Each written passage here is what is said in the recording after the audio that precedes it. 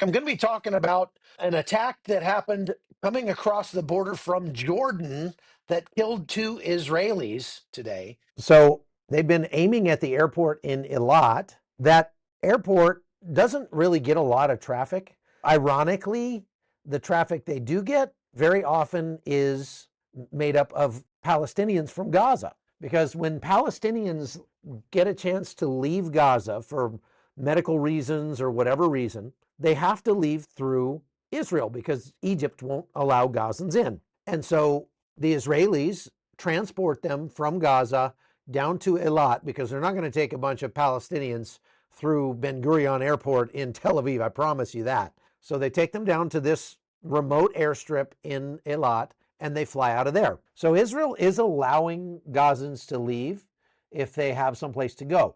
They can't just leave and go to Israel. And Egypt certainly does not want them. Egypt has been threatening 9 ways from Sunday. Do not let those guys into Egypt. That's for two reasons. Number one, because the Egyptians don't like Palestinians.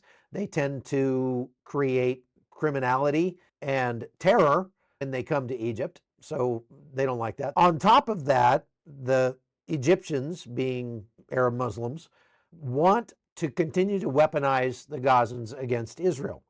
If they were able to clear out Gaza, it would go so far to normalizing relations in the whole region. If Gaza was cleared out and was no longer able to be weaponized against Israel, the whole region, it'd be like letting the pressure relief valve open and letting all the pressure out of the region in many ways. They just caught Hamas putting out flyers telling people in Gaza to go to the Egyptian border and that they would be allowed to cross into Egypt. Why is Hamas saying that to the people in Gaza?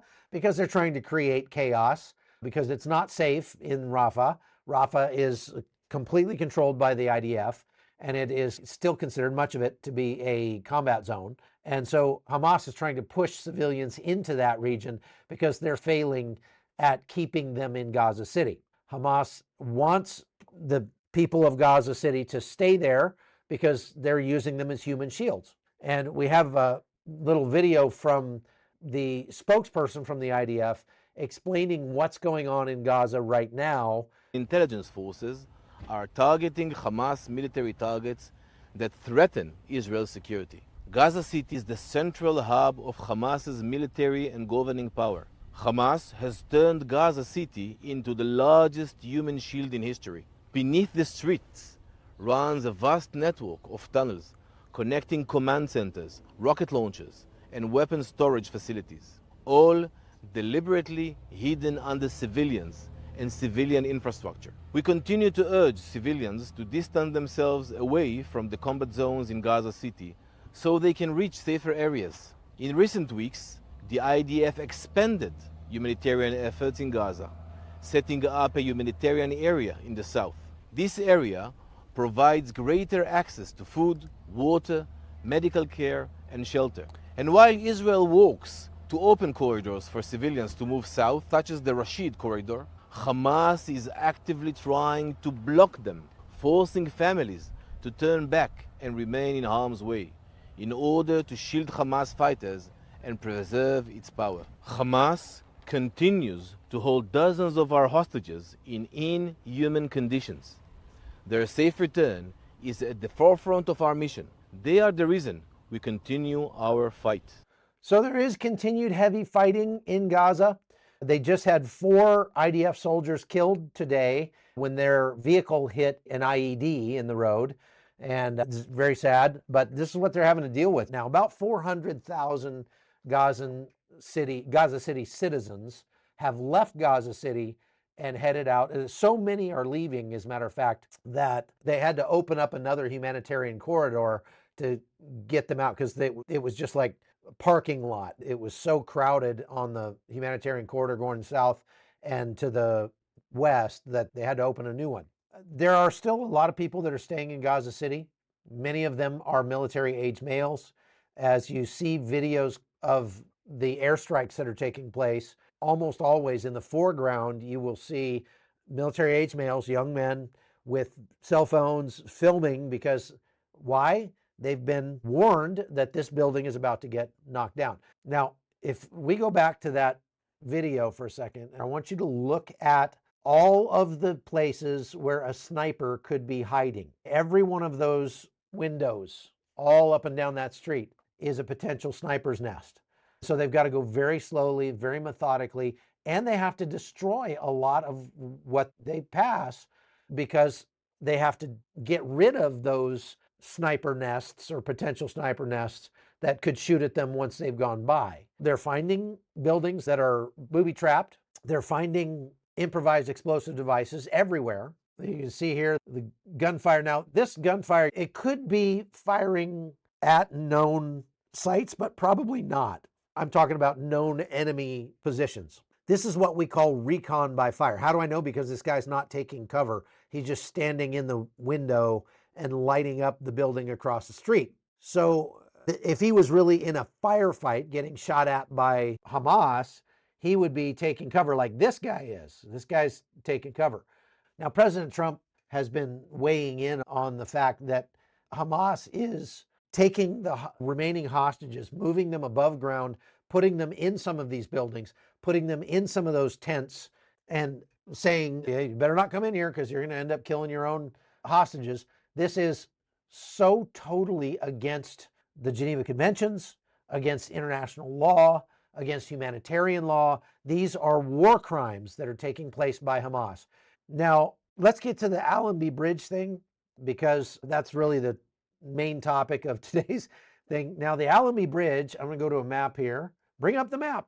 The Allenby Bridge crossing is the crossing between Jordan and Israel in central Israel. There are 4 total crossings between the two countries. Jordan and Israel are not at war with each other. They're actually pretty friendly. Jordan gets a large amount, a good percentage, maybe 40% of its water from Israel. And the United States pays Jordan to be friendly to Israel. They have a decent relationship. There have been several times during this war that Palestinians, who make up about 60% of the citizens of Jordan, or people who live in Jordan, have rioted in front of the embassy. They've even marched to the border crossing saying that they were going to cross into Israel and invade Israel. And they have been stopped, not by Israel, but by Jordan, by Jordanian forces. Jordan sides with Israel on much of this. Obviously, we've seen Jordan also shoot down missiles from Iran many times during this war. Now, Israelis typically don't cross at the Allenby Bridge crossing because that's the crossing that's reserved for Palestinians to cross back and forth. And obviously, the two don't mix very well. So Israelis will usually cross either down in Eilat or up the Sea of Galilee crossing. So there was an attack today at this crossing. If we look at the actual map, it's out in the middle of nowhere. And over here, you can see the actual border itself, which is the Jordan River. The Jordan River is not very wide. And this is the highway that comes from Amman up here. Amman's up this way. So you can see here that this is the nearest to both of those. It's right across from Jericho. So if we go down to this border crossing, what you'll see is it's in the middle of the desert. First thing you do if you're crossing from Jordan is you go to the Jordanian side over here and you go to this place. Once you get through there, you get on a shuttle bus and they drive you over here to the Israeli side of the crossing, which is right here. This side has a couple of buildings right here that you go through. And this is where the shooting happened. This is on the Israeli side. Here's where it gets interesting. The dude who did the shooting today was driving an aid truck that was bound for Gaza. He was an aid truck driver, and he jumped out of his truck. He started shooting. He killed a 60-year-old and a 20-something-year-old Israeli. These are most likely people who work there, not tourists or anything, because like I said, Israelis don't cross at this crossing. He jumped out, he started shooting, he killed those 2 guys. He was neutralized by the security forces there. And I have a video of this going on here. We can't see much, but you see these are security forces with their weapons. You hear a couple of shots. Of course, the guy filming is shouting Allahu Akbar, which is the Magin David Adom ambulances showed up very quickly and took charge of the scene, tried to resuscitate the guys who were shot. and they were pronounced dead at the scene. They also found a knife that the assailant had on his person as a backup weapon. Now, this attack comes exactly 1 year from the last attack that took place here at the Allenby Bridge junction. That, folks, I don't think it's symbolic or anything like that. It's probably just a coincidence. But still, there have been multiple attacks at that site. It is a very dangerous crossing, and that's one of the reasons why Israelis don't go there. This is what we know so far. This is not an attack that was in any way facilitated or encouraged by Jordan. The king of Jordan wants to maintain friendly relations with Israel, and that would be a really smart thing for him to do because Israel could cut off their water supply if they didn't. I wanted to talk about two more things. One, Prime Minister Netanyahu gave a very interesting 8-minute speech yesterday about the economic growth in Israel, even during wartime. And it was actually a pretty rosy outlook. Prime Minister Netanyahu was once the Minister of Finance in Israel, and he can speak very intelligently about the money supply and the currency exchange ratios and the gross domestic product per capita and the foreign direct investment and all those sorts of things that make up the economic picture that we see in Israel. But I still often hear anti-Israel commentators making the claim that Israel is on the ropes economically, their economy is failing, their economy is crumbling. Very often, you have to take them with a grain of salt. But if you really want to know what's going on somewhere, what you need to look at is the investment activity in that area. Because investors are putting their livelihoods, putting their money on the line. But if I'm an investor and I'm looking to where to grow my investments, where to put my money to make it grow, if I make a wrong decision, it's going to come back and bite me hard. So I'm going to be very careful about doing my due diligence and studying where to put my money to make it grow. And what we're finding is that people are investing in Israel. There's no tomorrow. As a matter of fact, there are lots of indicators that show that Israel is making progress. There's lots of things to look at. 90% of the Israelis who were driven out of their homes near the Gaza Strip or up in the north of Israel along the border with Lebanon have been able to return home. Their kids have gone back to school. They're resuming normal life, and they're not having to worry about rockets and missiles coming across from Gaza or Lebanon by and large.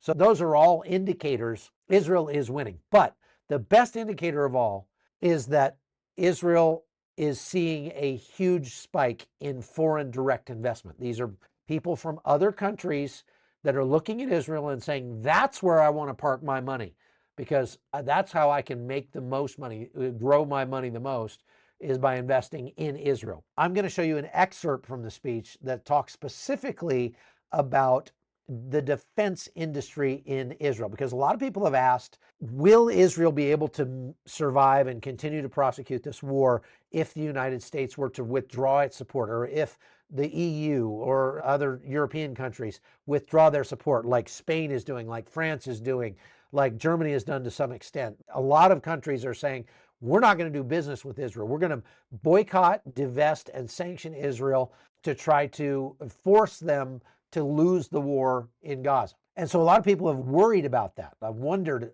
is Israel going to be able to survive if it doesn't get help from outside? They are pushing very hard to improve or increase the amount of military hardware, ammunition, and things like that that they're making inside Israel, independent of any foreign country. And one of the things that they have developed is this new technology that they call the iron beam.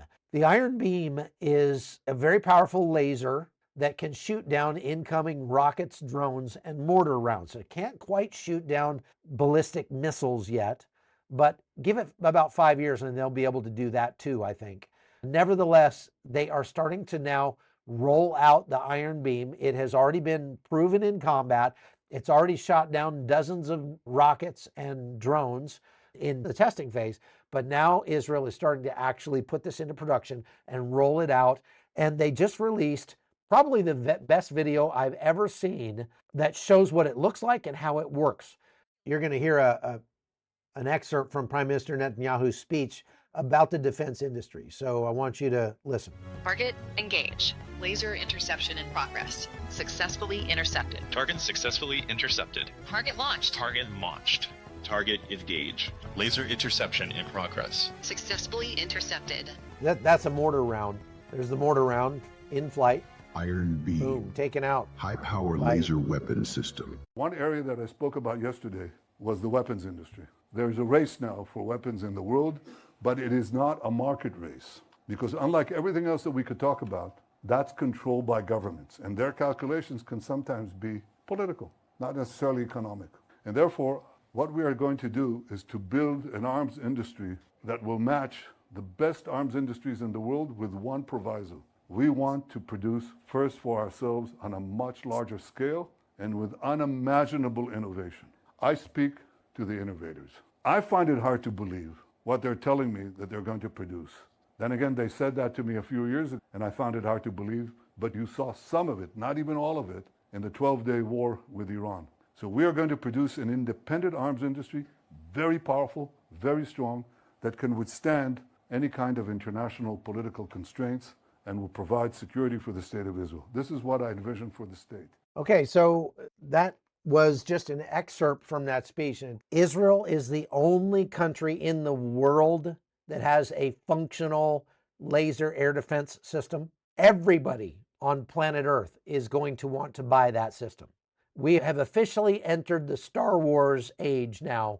You're going to see those kind of directed energy weapons proliferating at an amazing pace. But right now, Israel's the only one that has that technology. There are the United States, Russia, lots of other countries are trying to develop it, but are years behind Israel in developing this technology. So it is a big deal, folks.